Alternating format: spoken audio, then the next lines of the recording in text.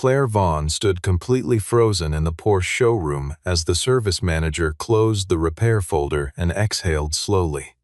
"Transmission's gone. You should buy a new car." 3 other dealerships had said the same thing. The Porsche, the last gift her father ever left her, could barely shift gears anymore.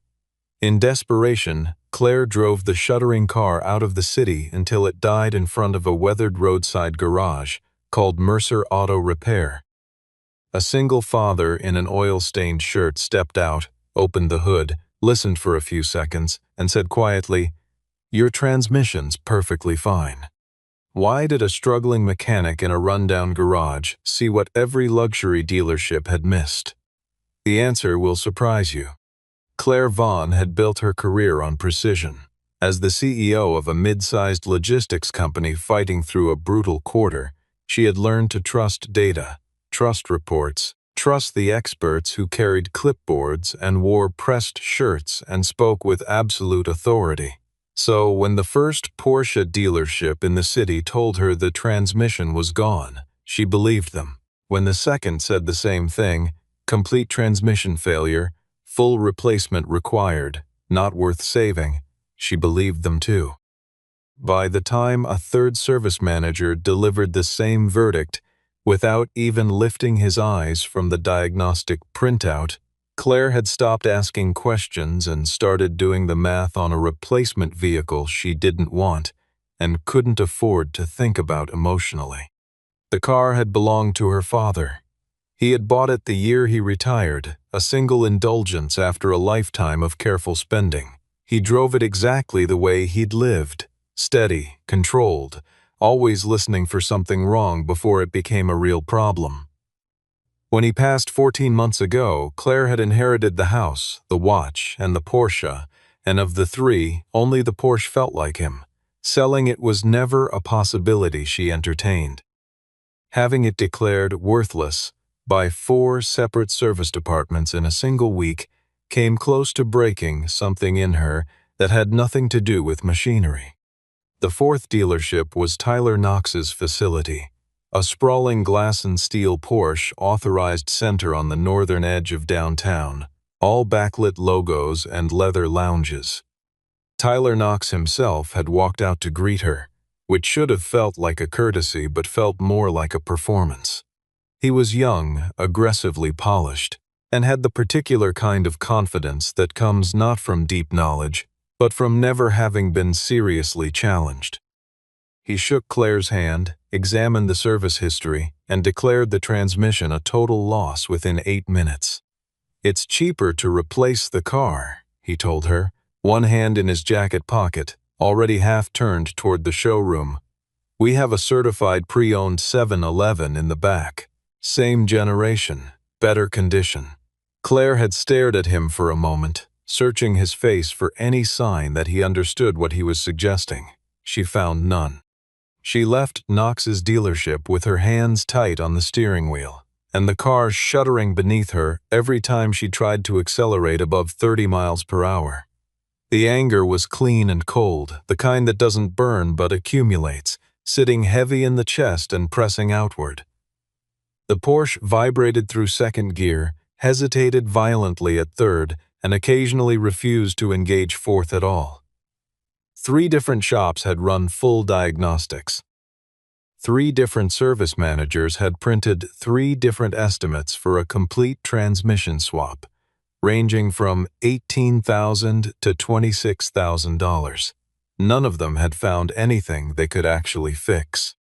The city thinned out around her as she drove east, following no particular route, just needing to be moving.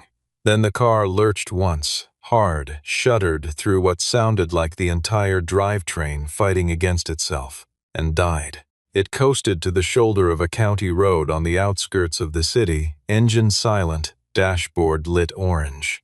Claire sat for a moment with both hands still on the wheel.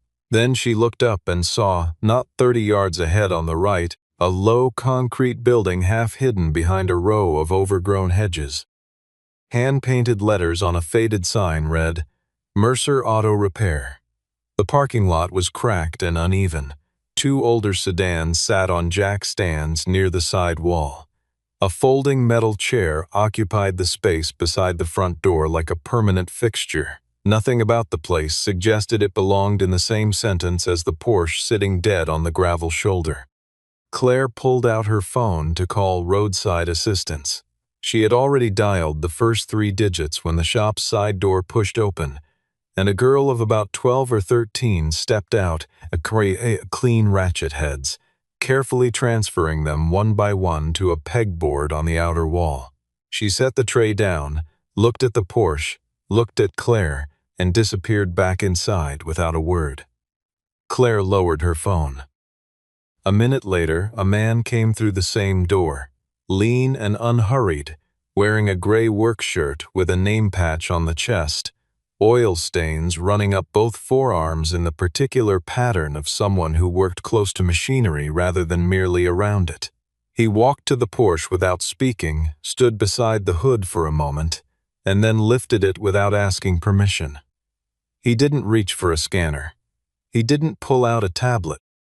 He stood very still with both hands resting on the edge of the engine bay and listened, not to anything Claire could hear, but to something in the faint ticking and settling of the cooling metal, in the specific silence of a drivetrain that had just given up under load. After perhaps 15 seconds, the man straightened up and looked at Claire with an expression that was neither diagnostic nor performative. It was simply certain. "Your transmission's perfectly fine," he said. Claire had heard those words only moments before from her own memory of the past week's frustration, but standing on a crumbling asphalt lot at the edge of a city that had already sent her away 4 times, they hit differently. "That's not what Ford dealerships told me," she said. The man glanced back at the engine, then at her. "I know," he said, and then he went back to work. His name, Claire would learn shortly, was Dean Mercer. The garage had been his father's before it was his, and his grandfather's before that, a 3-generation repair shop that had survived the interstate expansion, the big-box auto chains, and the dealership consolidations of the past 2 decades through no particular strategy other than never closing. Dean didn't talk much.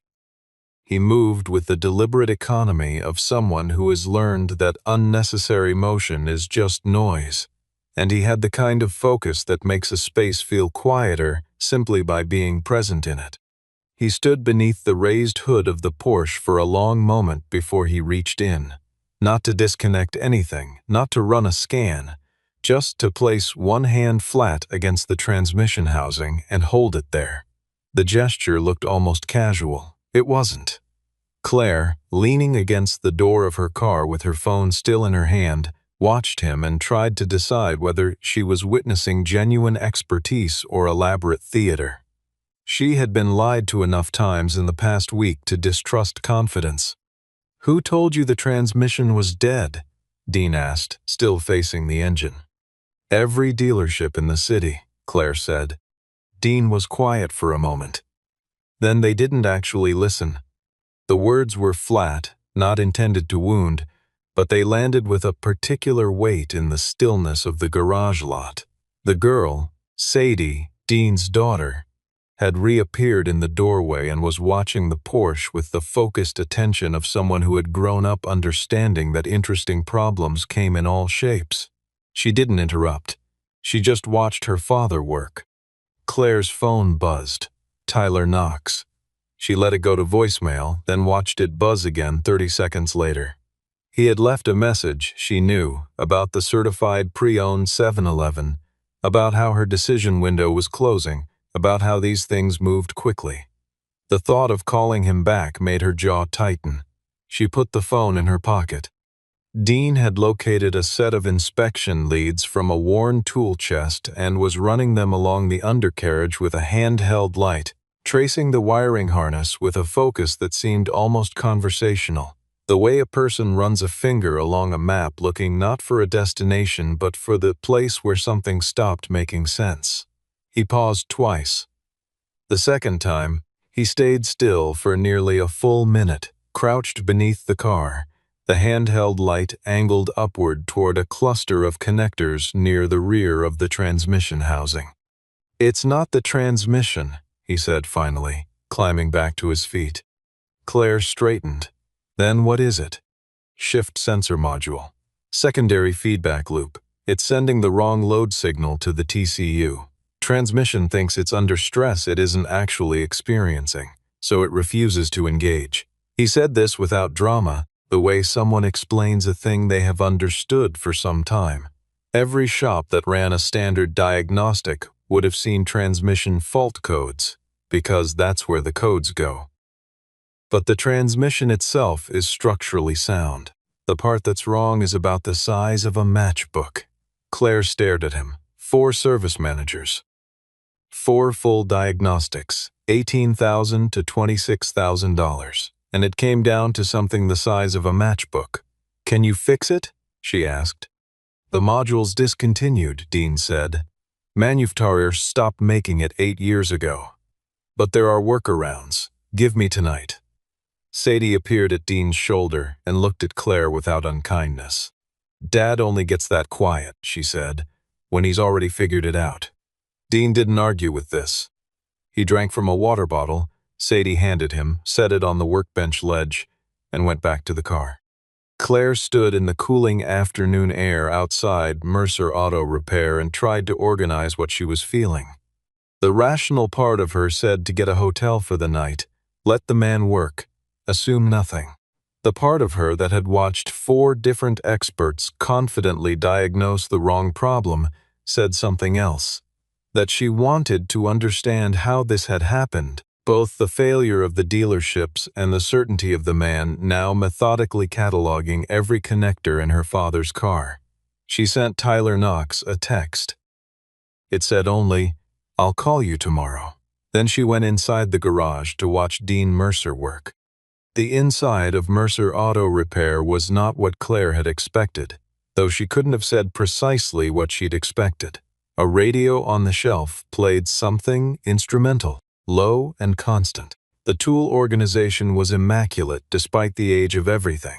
Wrenches arranged by size, diagnostic leads coiled in exactly the same direction, a hand-labeled parts drawer system running the length of one wall. It was the workspace of someone who had thought carefully about how to find things in the dark. Claire recognized that quality. She had it in her own office. It is the quality of people who have learned to rely entirely on themselves. Dean worked without talking unnecessarily. He had a way of moving around the Porsche that reminded Claire of watching a surgeon. Not the dramatic television version, but the real kind, efficient and unremarkable, where the skill is visible not in any single gesture but in the total absence of wasted ones.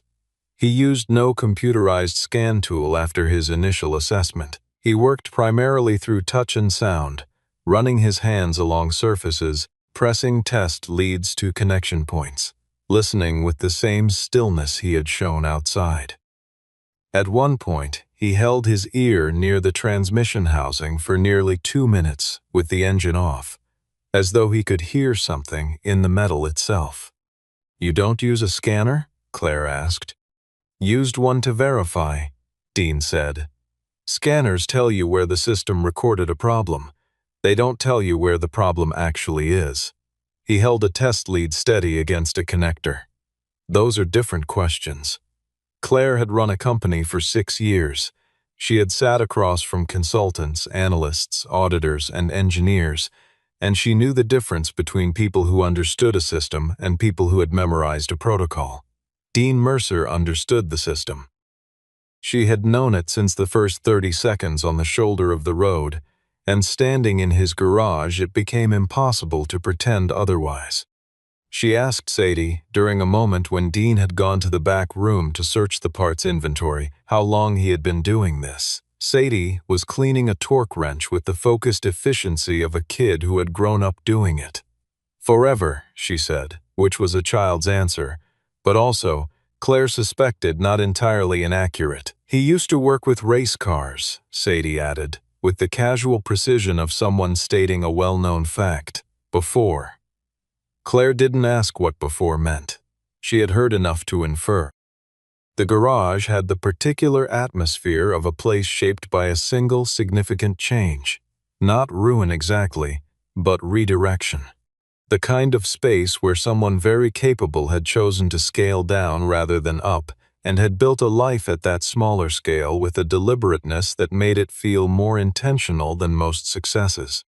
What Claire would learn gradually, through Sadie's spare comments and Dean's occasional deflections, was that he had spent the better part of a decade as a transmission systems engineer for a mid-level endurance racing team. He had been, by all available accounts, exceptional.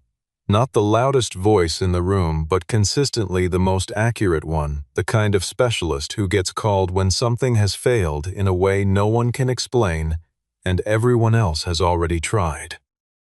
Then his wife, Rachel, had been diagnosed with a progressive illness.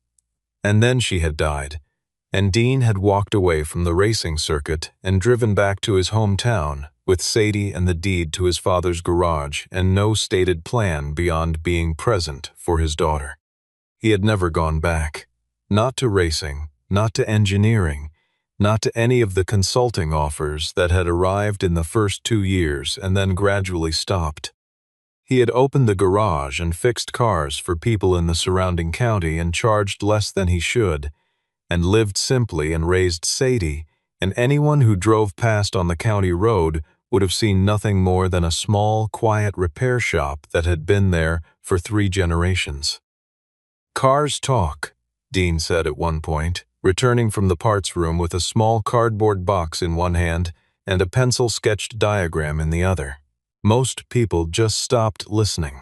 He said it without emphasis, not as a philosophy but as a simple observation, the way a person states something so obvious to them that they forget it might not be obvious to everyone else. Claire wrote it down on the back of a receipt from her purse. She wasn't sure why. It felt important in a way she couldn't immediately articulate. By the time the clock on the wall read just past 11, the garage had taken on a different quality, closer, warmer, the radio still going, and the light overhead buzzing faintly. Sadie had fallen asleep on a folded blanket in the back office, one arm tucked under her head, a worn paperback open beside her. Dean worked on. At 2 in the morning, without announcement or fanfare, he found it. The shift sensor module, secondary feedback unit, discontinued 8 years prior, had developed a hairline fracture in one of its internal feedback pathways. Not enough to trigger a catastrophic failure, enough to produce exactly the kind of intermittent escalating fault signal that every diagnostic system would read as transmission distress. Every dealership had done exactly what their training told them to do. Dean had done something their training hadn't covered. He had kept listening past where the machine stopped talking. He set the module on the workbench under the good light and examined it with a jeweler's loupe for a long moment without speaking. Claire watched from near the tool chest, fatigue beginning to settle into her shoulders. She had been awake for nearly 20 hours.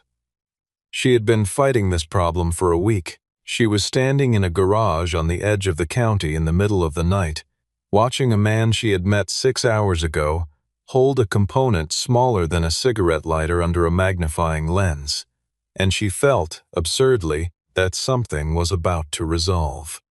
"This is what killed it," Dean said. He tilted the module so Claire could see the area he was studying. There was a hairline fracture barely visible to the naked eye running diagonally across one of the connector pathways. To anyone who wasn't looking for it specifically, it would appear to be a slight imperfection in the casing. Every fault code the transmission threw was downstream of this. The transmission was defending itself against a signal that wasn't real. Claire studied the part for a moment. "And the dealerships saw the transmission fault codes and stopped there," Dean said, "which is what the diagnostic software tells them to do. Replace the transmission, clear the codes, move on.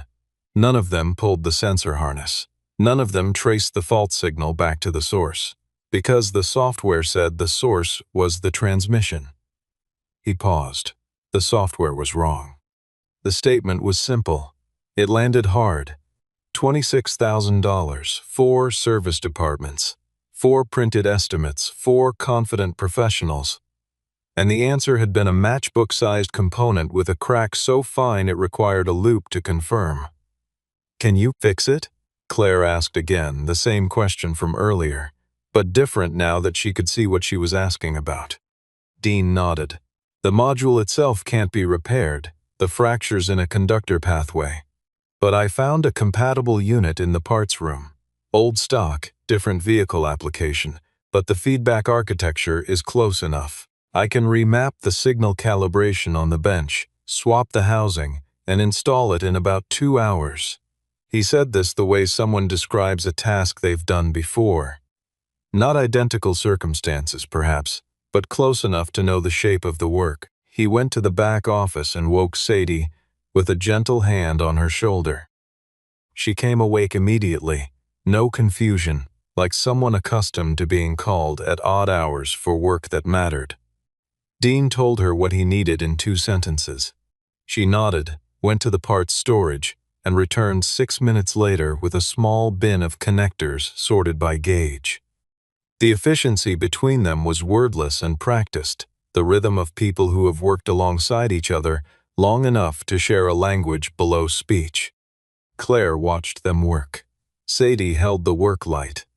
Dean's hands moved through the connector housing with the precision of someone performing a procedure, not improvising one. He recalibrated the signal parameters on the replacement unit using a reference chart he had drawn from memory onto the notepad, cross-checking twice before soldering anything. At 4:17 in the morning, Dean closed the hood of the Porsche. He wiped his hands on a shop cloth, leaned against the front fender for a moment, and then handed Claire the keys. "You figured that out in one night?" she said. "I figured it out in 5 minutes," Dean said. "It took the rest of the night to fix it." Claire looked at him.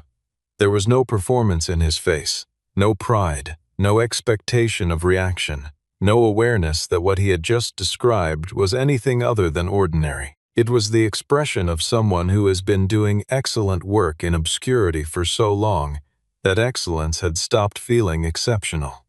She turned the key. The Porsche engine came alive with a sound that was immediate and clean and without hesitation, settling into a steady idle that had none of the shuddering reluctance of the past week. She shifted through every gear. Smooth. Perfect. Each one engaging without protest, the transmission moving through its range as though nothing had ever been wrong. Because, as Dean had said from the first moment, nothing had. She sat in the driver's seat with the engine running and the garage lights warm against the darkness outside. Sadie had climbed back onto her folded blanket and was already half asleep again. Dean was returning his tools to the chest with the same quiet precision he had used to take them out. The radio played on. "How much do I owe you?" Claire asked. Dean named a figure that was 1/20th of the lowest dealership estimate. Claire wrote the check with a shaking hand. She drove back into the city as the sun was coming up, and the Porsche moved beneath her like a different machine. Which it wasn't, of course, which was precisely the point. It had always been capable of this. It had simply been failed, repeatedly and expensively, by people who had trusted their systems more than the evidence in front of them. The satisfaction Claire felt was complicated. Part of it was relief. Part of it was the specific fury of someone who has been systematically misled by authority. And part of it was something quieter, a gratitude that didn't know quite where to land. She had barely gotten home and showered when her phone lit up with a message from Naomi Pierce, a journalist and automotive enthusiast who had covered the city's luxury car market for 3 years and had written critically about dealership service practices on more than one occasion. Claire and Naomi had met at a business function 18 months prior and maintained the low-heat friendship of 2 busy people who respected each other's competence. Claire had texted her from the garage at 2 in the morning, not sure why, only knowing that something worth documenting had happened. Naomi had already been to Mercer Auto Repair by the time Claire got home. She had arrived just after dawn, spoken with Dean briefly, photographed the Porsche and the garage and the discontinued sensor module sitting on the workbench, and posted the story before 7. The headline was straightforward: "Luxury dealerships failed. Old garage fixed it overnight." The story was precise and detailed, naming the 4 dealerships, describing the misdiagnosis, explaining in plain language what Dean had found and how he had found it. It named the price difference. It named Tyler Knox's facility specifically. The response was immediate. Claire watched it happen from her kitchen table, her third coffee cooling beside her. The story moved fast, not through any single dramatic moment, but through the particular momentum of something that touches a nerve many people have been waiting to see touched. Within hours, automotive forums were filling with similar stories, similar experiences, similar diagnoses that had cost thousands of dollars before someone found a better mechanic. The narrative had a shape that people recognized. By afternoon, the first car arrived at Mercer Auto Repair that hadn't come via breakdown or word of mouth. A man in a Range Rover had driven 40 minutes from the west side of the city after reading Naomi's story, describing a persistent hesitation that 3 shops had attributed to fuel injector failure. By the time the second car arrived, a Maserati with an electrical fault its dealership had quoted $8,000 to diagnose. Dean had stopped looking surprised and started keeping a list. The supercars came gradually at first, then with a momentum that felt almost geological. Slow, enormous, unstoppable. A McLaren. An Aston Martin with a fault that 2 certified technicians had failed to trace. A Ferrari belonging to a collector who had been told by the manufacturer's service center that a specific drivetrain component was irreparable without a full rebuild. The owners arrived tentatively, expecting a certain kind of gap between their cars and the setting, and they left converted, which is the word that fits best. Not just satisfied, but structurally changed in their understanding of where expertise actually lives. Sadie watched from the garage doorway one afternoon as 7 vehicles she couldn't have named 3 months ago sat in the Mercer Auto Repair lot at once, their owners standing in clusters, talking to each other in the way that people do when they have shared an unexpected discovery. She turned to her father, who was wiping his hands on a shop cloth and studying the lot with an expression that was not quite pride and not quite overwhelm, but something between them. "Told you people would come someday," she said. Dean looked at his daughter for a moment. "Yeah," he said, "you did." Tyler Knox had not taken the public reversal with any of the equanimity one might have hoped for. He had watched Naomi's story spread with an attention that moved quickly from irritation to calculation. Knox had spent 7 years building his dealership's reputation on exactly the kind of authority the story was dismantling. A service department with 4 certified technicians, 3 diagnostic systems, and a per-hour labor rate that reflected all of it. The idea that a one-man garage on a county road had done, in one night, what his team had failed to do in a 20-minute diagnostic appointment was not something he experienced as a learning opportunity. The calls he made over the following days were to people he knew in the city's automotive licensing office, to a journalist contact who covered business compliance rather than automotive culture, and to 2 other dealership owners who had been named in Naomi's follow-up pieces. The conversations were not directly actionable, but they had a direction. And that direction was toward Dean Mercer. A week after Naomi's first story, a car that defied everything Mercer Auto Repair had ever serviced was towed to the lot. It was a Ferrari of a model so specific and so rare that it had no business being on a county road outside the city. The driver was a man named Warren Hale, who had gotten Dean's name from a collector in his network and had driven 4 hours to get here. He stood beside the car with his arms folded, watching the tow operator unhitch it, and looked at Dean with an expression that was not quite a test and not quite a greeting but somewhere between them. Dean looked at the car. Then he looked at Hale. Then he walked over and opened the hood. Warren Hale was not the kind of man who arrived anywhere without knowing something about where he was going. He was 61 years old, retired from a career that had moved between automotive engineering, endurance racing, and investment in motorsport technology, and he had the particular bearing of someone who has been around exceptional talent long enough to recognize it quickly. He had heard Dean Mercer's name twice before arriving, once from a former racing contact who had said carefully that Dean was someone the industry had let go of without fully understanding what it had lost. The second time from the Ferrari collector who had simply said, "He'll hear it." Hale had driven 4 hours and hadn't doubted it once.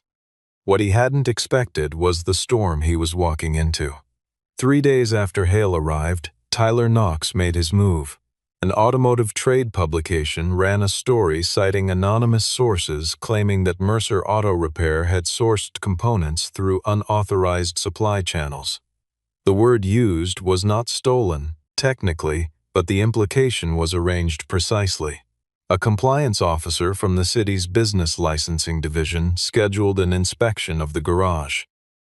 2 of Knox's service managers gave on-record statements about the risks of having unlicensed work performed on high-value vehicles.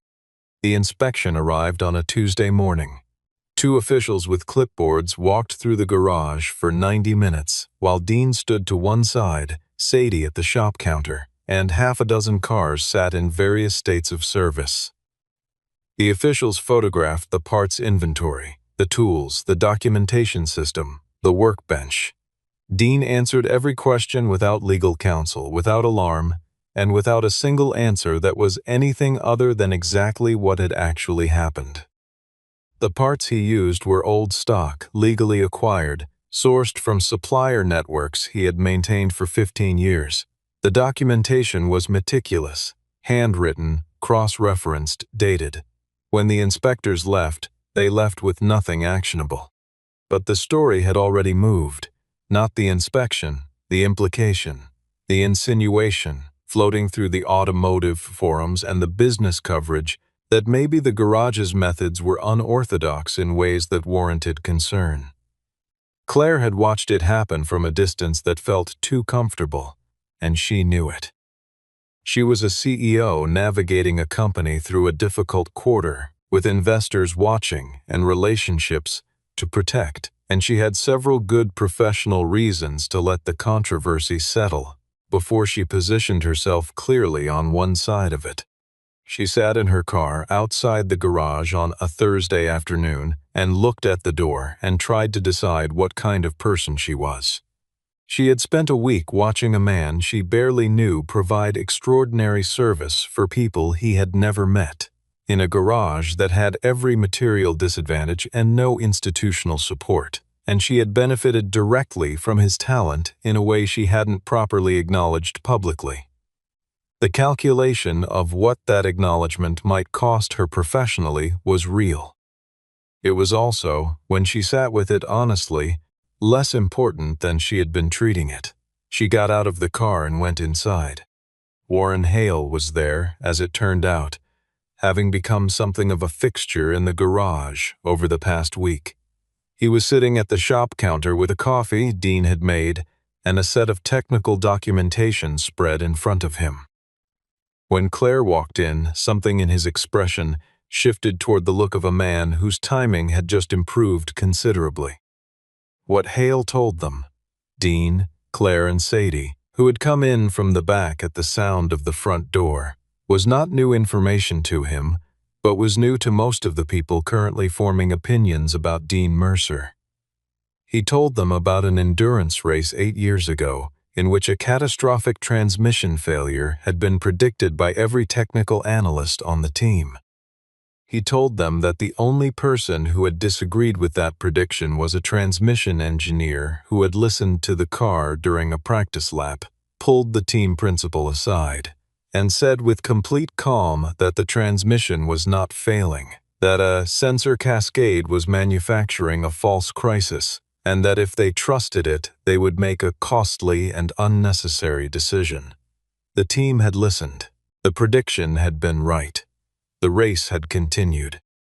The engineer had received no public credit because the crisis had, from the outside, simply not occurred.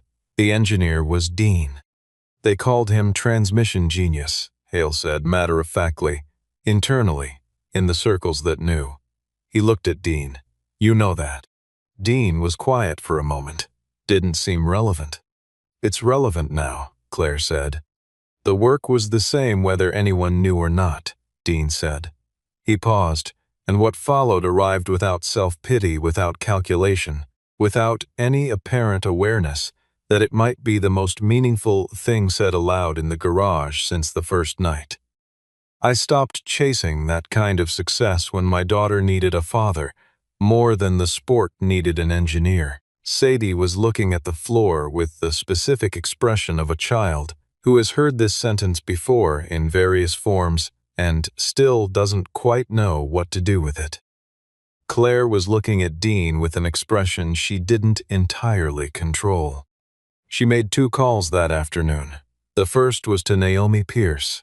The second was to the organizers of the city's annual automotive industry showcase, a one-day event drawing manufacturers, collectors, engineers, and press from across the region. It was scheduled for 10 days out.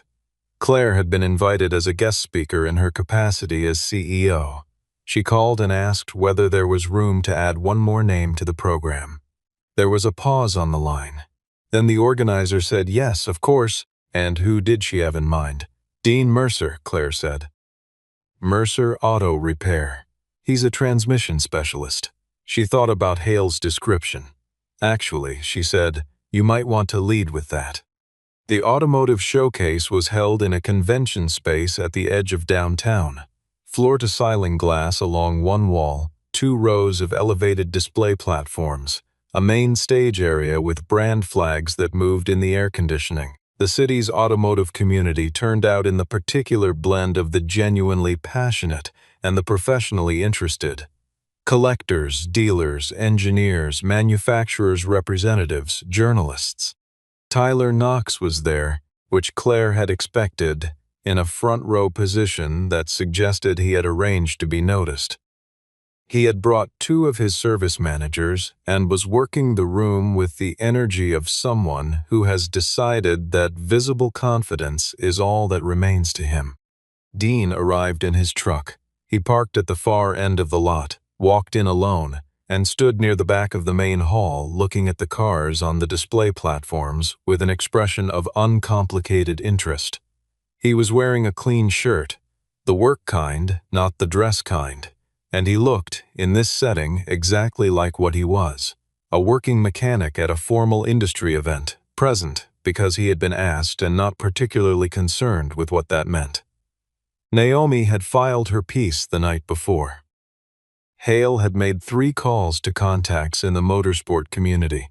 The narrative had a shape and a momentum now, and its shape was not good for Tyler Knox. The first panel session ran without incident. The second featured a manufacturer's representative presenting on the future of electronic drivetrain monitoring, which generated polite interest and several technical questions.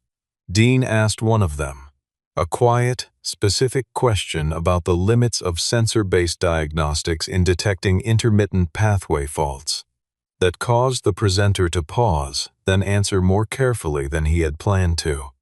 The crisis happened 40 minutes into the third session. A supercar, a limited production model that had arrived that morning as part of the display brought by its owner specifically for the event, simply stopped working. Not dramatically, not with smoke or sound. It started on cue for the demonstration and then, without warning, refused to shift out of park. Every light on the dashboard was clean. Every system indicator was normal. The car was, by all diagnostic evidence, perfectly functional and completely unable to move. The event organizers brought in the manufacturer's certified technician who had arrived with the car. He ran a full scan for 14 minutes. 3 other service technicians from dealerships in attendance were invited to look. 2 of Knox's service managers examined it. The consensus, after 30 minutes and 4 separate diagnostic systems, was that the onboard electronics had experienced a software cascade, and that the car would need to be transported to a certified facility for a full system reset. A process that would take, conservatively, 3 to 4 days. Knox had positioned himself near the front by this point, watching the diagnosis unfold with an expression calibrated between sympathy and authority. He had already started a sentence about the limitations of mechanical expertise in the face of modern electronic systems when Claire crossed the hall. She found Dean near the back wall, still holding his coffee. "I need you to look at something," she said. He read her expression, set down the coffee, and followed her to the car. The hall had settled into the particular quiet of a room full of people who have decided to watch what happens next. Dean stood in front of the car for a moment, then crouched and looked through the driver's window at the dashboard display. He stood up. He looked at the wheel wells. He crouched again and held his position near the rear quarter panel for a long time. A technician standing nearby offered a diagnostic tablet. Dean waved it off gently. Then he asked the car owner to open the hood. He stood above the engine for 20 seconds, both hands on the edge of the engine bay, completely still. Then he reached in and pressed one hand against the side of the mechatronic unit housing, the component that managed the integration between the electronic shift signals and the mechanical transmission execution. He held it there. Then, without explanation, he asked for a standard inspection mirror and a thin test lead. What he found, 2 minutes later, was a ground wire. Specifically, a ground wire in the mechatronic harness that had developed intermittent contact failure due to a microfracture at the crimp point, invisible to external inspection, producing no fault code because the grounding failure was partial rather than complete. The system's electronics were functioning. The mechanical pathway was functioning. The communication between them was working at 92% integrity. The missing 8% was precisely enough to prevent the shift engagement from completing. Dean held up the failed crimp connector so the room could see it. It was the size of a fingernail. He asked for a crimp tool. Someone in the audience had one in a kit under his display table. Dean repaired the connection in 40 seconds, verified the ground continuity with a test lead, closed the hood, and nodded to the car's owner. The owner started the car, shifted smoothly into drive, and the car moved forward without hesitation. The hall was completely silent. Then a technician standing near the display platform, one of the certified professionals who had spent the past 40 minutes studying the car, asked the question everyone was thinking. "How did you know?" Dean straightened up and looked across the car at the gathered room. "Because you listened to computers," he said. "I listened to the car." No one said anything for a moment. Then someone started to clap. Then the rest of the room followed. Knox was already moving toward the exit by the time the sound filled the hall. The weeks that followed did not transform Mercer Auto Repair into something it had never been. That was important. Dean did not franchise. He did not hire a staff. He did not move to a bigger building or change the sign or start charging more than the work was worth. The garage stayed exactly what it was, a low concrete building on a county road, hand-painted sign, folding metal chair beside the door, 2 lifts and a tool chest, and a radio that played something instrumental in the background. What changed was the line outside it. They came from the city and from beyond the city, in vehicles whose names would have seemed implausible on that crumbling lot a year ago. They came because the story had done what true stories do when they travel far enough, not merely entertained, but persuaded people that the distance between expertise and credential is not always the narrow gap they've been trained to assume, that the best person for a job is sometimes the least officially designated one, that listening, which sounds simple and is not, is its own form of genius. Claire became, in the words of a business profile Naomi published 2 months after the showcase, the garage's most prominent advocate. A description Claire found accurate in the same way most accurate descriptions feel, slightly smaller than the thing they describe. She had been changed by what she witnessed in a way she had not been changed by most things. She referred business contacts when their vehicles needed serious attention. She spoke about Dean at an industry conference with an absence of embellishment that was more convincing than praise. Tyler Knox's position at his dealership did not survive the year. The compliance review that his own machinations had helped initiate expanded, turned around, and found its way back to his service department's documentation practices. The investigation was quiet and the separation was formal, and the announcement used the phrase mutual agreement, which is the language organizations use when the truth is something else entirely. Knox was gone by November. Warren Hale came back twice more, once with a car, once just to talk. He and Dean had the conversations that two people have when they've spent years in the same field from different positions, and have only now found themselves in the same room long enough to compare notes. Hale had offers to extend, networks to introduce, opportunities to suggest. Dean listened to all of them with the courtesy and the quiet resolution of someone who has already made his peace with where he is. Sadie made the sign on a Saturday afternoon in late autumn, working at the shop counter with a piece of cardboard and a set of permanent markers, the old sign propped against the wall beside her. She had thought about what to put on it for several days, not the name, which stayed the same, but the line beneath it. When she was done, she carried it outside and nailed it over the door.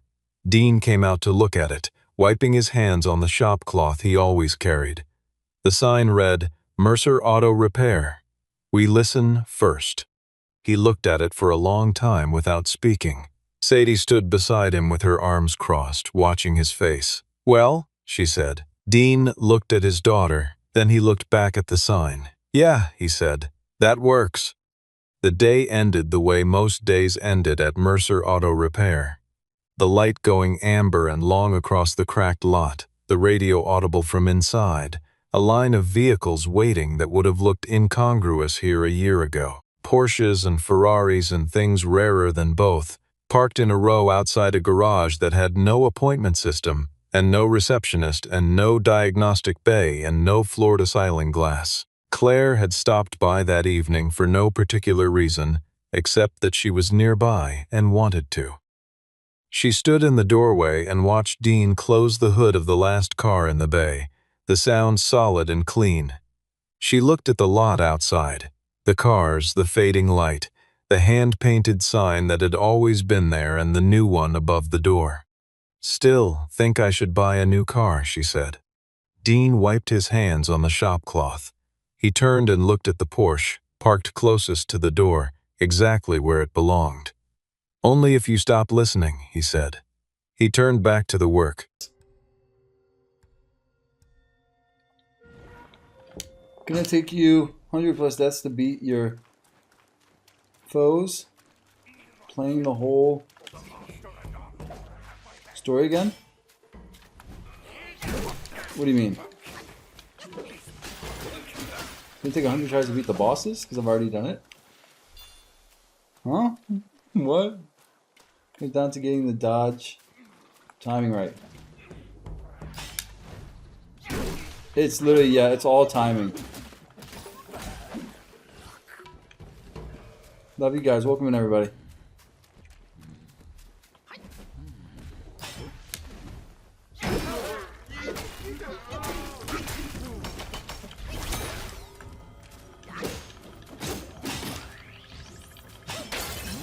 Oh my gosh, bro, how?